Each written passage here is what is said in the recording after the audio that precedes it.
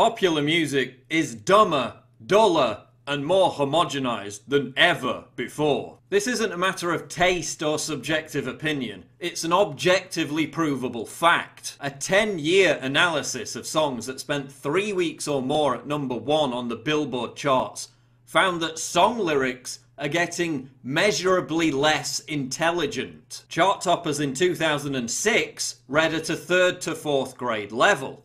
10 years later, the intelligence of song lyrics has dropped by an entire grade. The way this trend's going, in a few years, song lyrics won't even be a challenge for 7-year-olds to understand. The study found that Beyonce, Lady Gaga, Kesha, and Maroon 5 song lyrics are particularly stupid. Researchers in Spain, who used a huge archive known as the Million Song Dataset, also found that pop music has become blander. Studying pop songs from 1955 to 2010, the team discovered that the diversity of transitions between notes, chords, melodies, and other sounds has diminished over the last 50 years. The Spanish study also found that producers are baking volume into songs at the production stage, making them artificially louder. This overcompression has the effect of sucking all the dynamics out of a song. Everything is beginning to sound the same.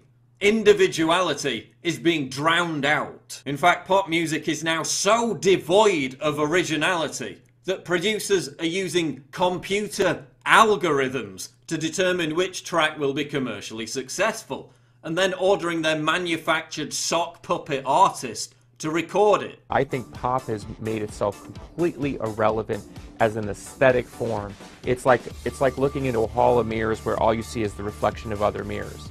There is so much shameless just adaptation of other people's style that it's almost impossible to tell one person apart from another. Individuality has been erased and wiped away. So why is popular music becoming dumber, blander, and more homogenized? A primary reason is that many of the artists you hear are having their records written and produced by the exact same people. So because in many cases the artists themselves have zero originality, input, or talent, what you're hearing is the characteristics of the same producer on all these different songs by different artists. In fact, many of the songs that grace the top 10 throughout most of the year are written by just 4 different people. These producers then just keep cannibalizing each song to create the next hit.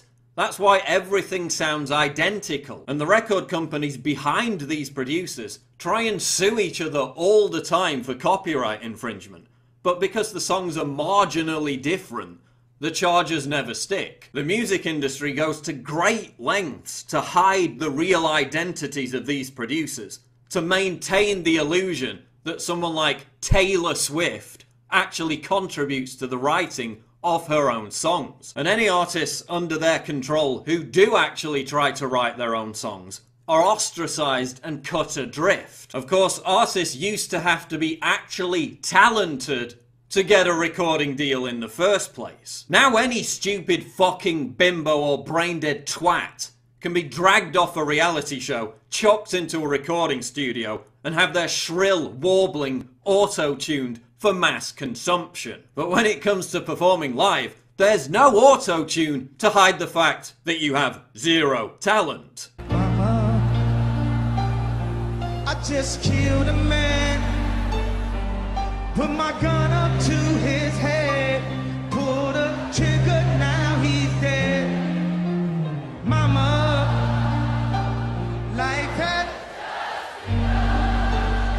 Songs are also sounding dumber and more repetitive because the dwindling attention span of the listener demands more hooks. So whereas decades ago you only had to write in one hook to get a hit, now there has to be a hook in the intro, the verse, the bridge, and the chorus, because a radio listener will change the station on average every 7 seconds unless they get this continual brain stimulation from a recurring hook. I have a very short attention span. But our point is very simple. You see, when... Oh, look, a bird!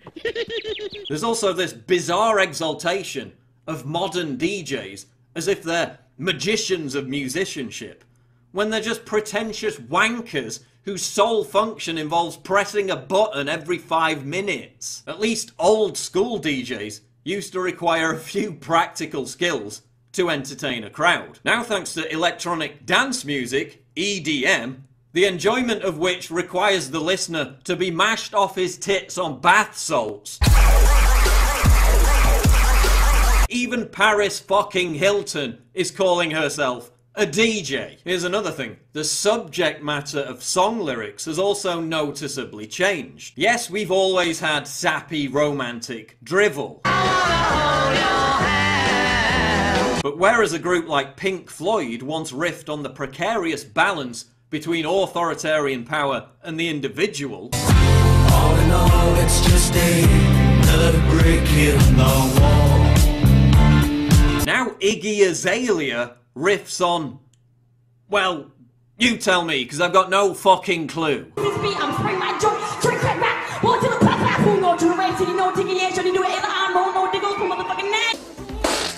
While Morrissey and Johnny Marr once fused poetry and melodic genius to venerate Oscar Wilde, now Nicki Minaj and Fergie fuse putrid nihilism and vacuous verbal diarrhea to venerate their asses. As the Foo Fighters' Dave Grohl said, if the #1 song is about your butt, that's a problem. And yes, I know there were pop songs 20, 30, 40 years ago about meaningless nonsense. But how many pop songs are there now that mean anything at all outside of booty, booze, and bitches? Remember the 60s, that era that a lot of people, have these glorious memories of, which they really weren't that great those years. But one thing that did happen during the 60s was some music of an unusual or experimental nature did get recorded and did get released.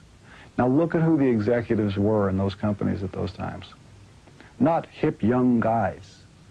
These were cigar-chomping old guys who looked at the product that came and said, I don't know. Who knows what it is? Record it, stick it out. If it sells, all right.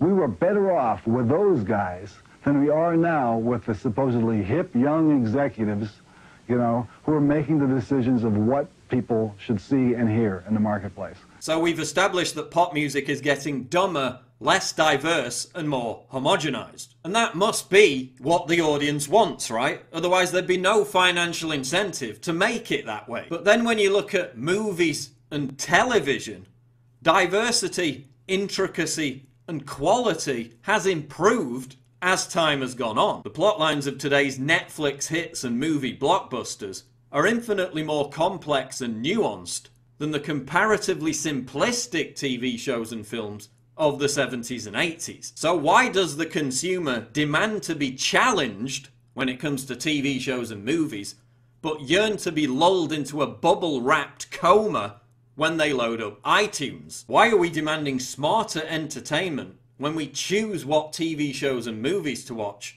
yet settling for increasingly dumbed down pop music? Well, it's because we're being brainwashed into liking songs that we would usually hate as a result of the simple trick of repeated exposure. Studies of the brain show that our reward centers light up from hearing the same song over and over again, even more so than hearing a song that suits our musical taste for the first time. By saturating radio, television, and online airplay with the same insipid crap produced by the same people, record labels can make us embrace a form of musical Stockholm syndrome. By force-feeding us in this way, they can override our own personal taste, and we eventually give in.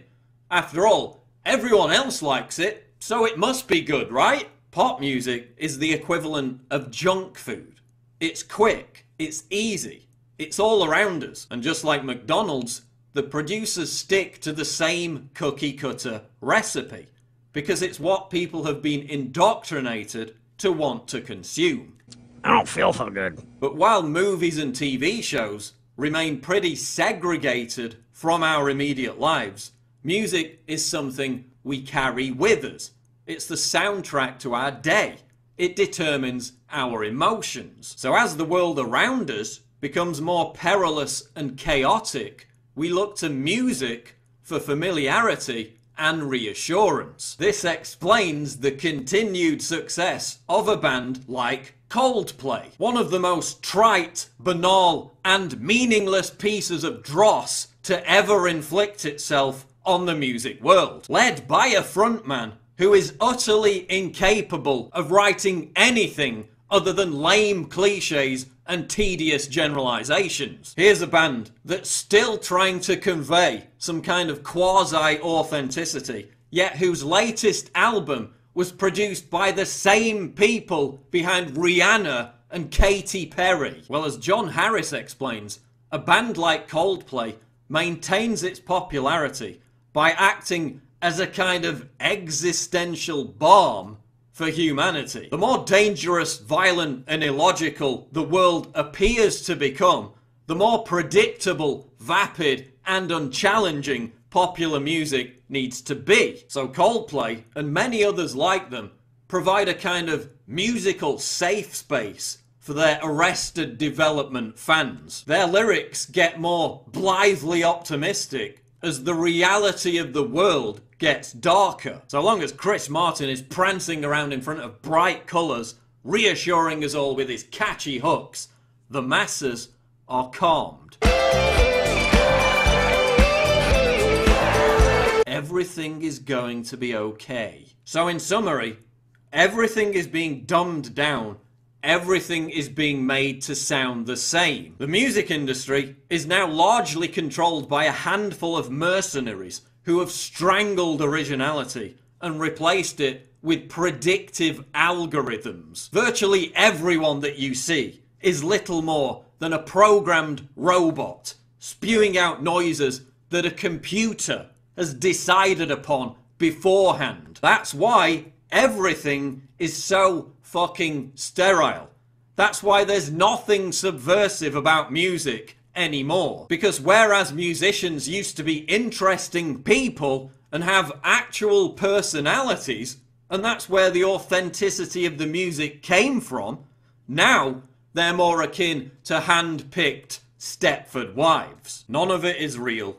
None of it is authentic. But it's still popular because an entire generation has had its brains rewired to think that a rotten McDonald's burger tastes like a premium fillet steak. And that's the truth about popular music.